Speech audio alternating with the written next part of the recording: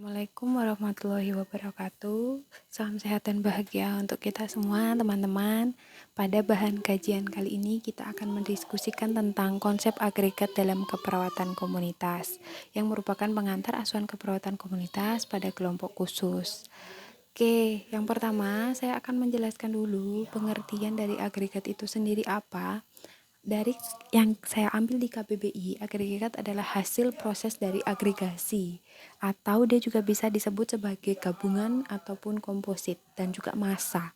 Agregasi sendiri dalam arti di Kamus Besar Bahasa Indonesia merupakan pengumpulan sejumlah benda yang terpisah menjadi satu, ataupun kita juga disebut akumulasi, penghimpunan, pengumpulan, dan penyatuan.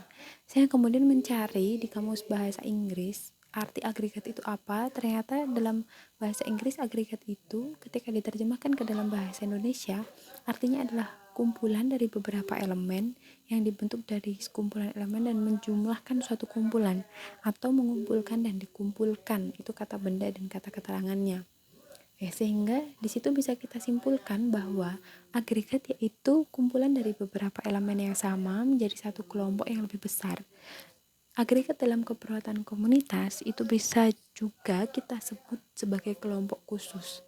Nah, kelompok khusus di sini adalah masyarakat atau sekumpulan individu yang karena keadaan fisik, mental maupun sosial budayanya dan ekonomi itu perlu mendapatkan bantuan dari kita. Bimbingan, pelayanan kesehatan dan asuhan keperawatan. Jadi mereka mempunyai satu tipikal hal yang sama dulu. Nah, ini mereka tidak mampu dan ketidaktahuan dalam memelihara kesehatan dan perawatan terhadap dirinya sendiri. Contoh di sini yang bisa saya berikan kelompok khusus adalah kelompok pada lansia, kelompok ibu-ibu hamil, kelompok masyarakat difabel, kemudian kelompok anak dan remaja, ada juga kelompok anak sekolah. Nah, pada saat ini orang-orang yang sedang terjangkit virus corona 9 atau COVID-19 ini juga merupakan satu kelompok khusus. Nah, tujuannya diberikan adalah bisa teman-teman lihat, silakan.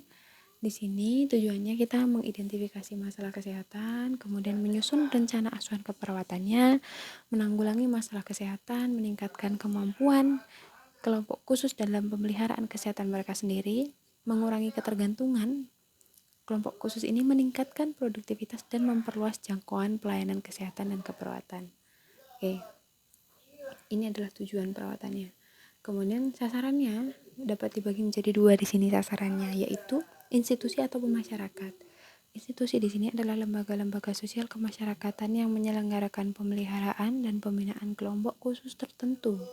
Nah, sedangkan masyarakat dia melalui kelompok-kelompok yang terorganisir dan melibatkan peran serta aktif masyarakat. Nah, oke. Kita lihat contohnya ya. Untuk institusi pada kelompok khusus, contohnya di sini yang bisa saya berikan adalah yang pertama panti breda, kemudian panti asuhan, penitipan anak, pusat rehabilitasi, lapas atau lembaga permasyarakatan. Itu bisa kita berikan asuhan keperawatan komunitas. Nah, sasarannya adalah mulai dari penghuni, pengelolanya, dan lingkungan yang ada di situ. Itu menjadi sasaran kita. Ini contohnya.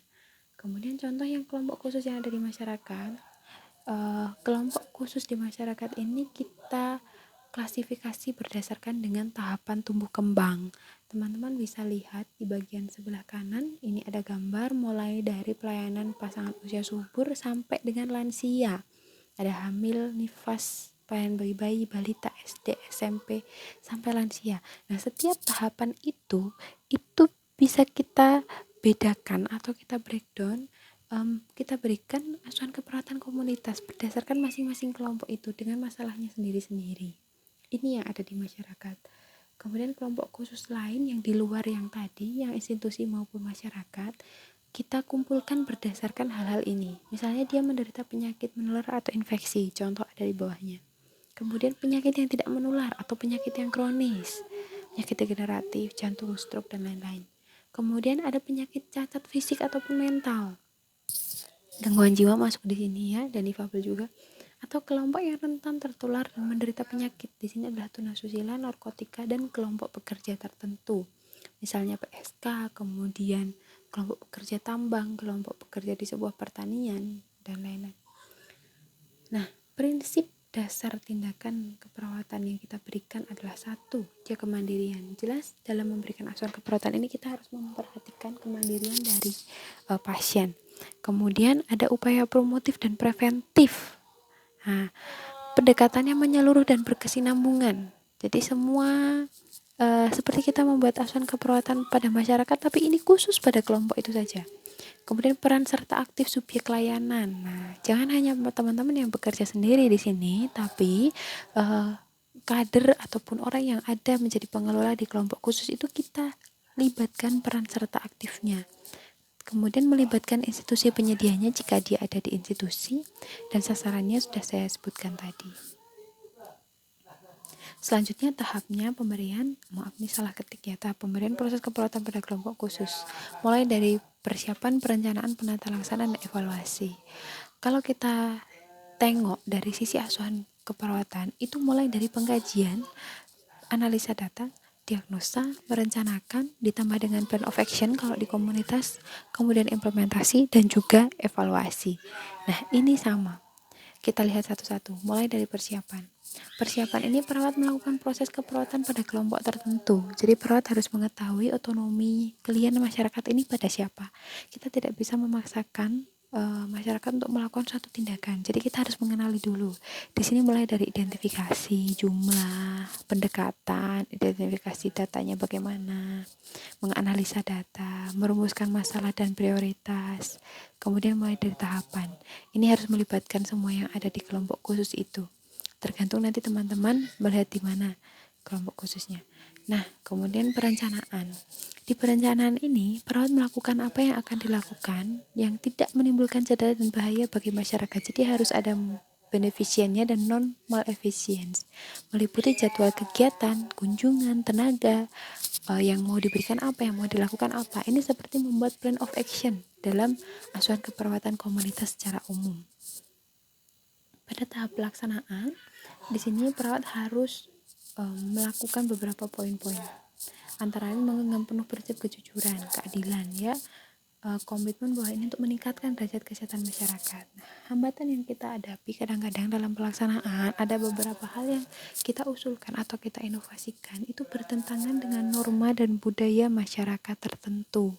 Nah, ini ya kenapa kita pernah diskusi sebelumnya bahwa kita harus pandai untuk melakukan negosiasi. Nah, di sini apa aja sih yang bisa dilakukan? Ya, ada pendidikan, kesehatan, pelatihan kader, petugas panti pelayanan kesehatan, penyuluhan, imunisasi, screening, rujukan, pencatatan, dan pelaporan. Nah, ini kita harus benar-benar negosiasi dan melihat apakah tindakan itu berbahaya atau tidak. Kemudian yang terakhir dari tahapan ini adalah evaluasi. Evaluasi ini hal yang penting karena kita bisa tahu apakah yang kita lakukan efektif atau tidak melalui dari evaluasi ini. Dan ini juga merupakan prinsip akuntabilitas yang dimiliki oleh perawat. Nah, evaluasinya berdasarkan apa? Berdasarkan kriteria yang kita sudah tentukan sebelumnya. Kita membandingkan yang telah kita dapatkan hasilnya dengan tujuan yang sebelumnya itu ada perbedaan atau tidak. Kemudian menilai efektivitas mulai dari pengkajian, perencanaan, dan pelaksanaan. Jangan-jangan ketika kita melakukan pengkajian ternyata tidak sesuai atau tidak efektif, kemudian perencanaan juga tidak sesuai dan pelaksanaan juga tidak efektif. Nah, ini kita lakukan evaluasi di sini. Yang terakhir, sebagai penutup adalah bahwa apa yang akan kita lakukan ini kita menekankan upaya kesehatan masyarakat dan upaya kesehatan individu. Ini masyarakat kelompok, mulai dari peningkatan promotif, preventif, kolektif, menyeluruh dan terpadu, sehingga kerjasama dari seluruh pihak yang ada di kelompok khusus itu menjadi hal yang penting untuk bisa kita libatkan. Nah, sekian dari saya. Semoga penjelasan singkat ini dapat memberikan gambaran tentang mata kuliah dan konsep agregat pada mata kuliah komunitas 2. Silakan nanti teman-teman memberikan pertanyaan di kolom komentar ataupun di kolom komentar pada Classroom. Oke, silakan. Selamat belajar teman-teman. Mohon maaf apabila dalam penyampaian ini masih terdapat kekurangan. Oke, selamat siang. Terima kasih.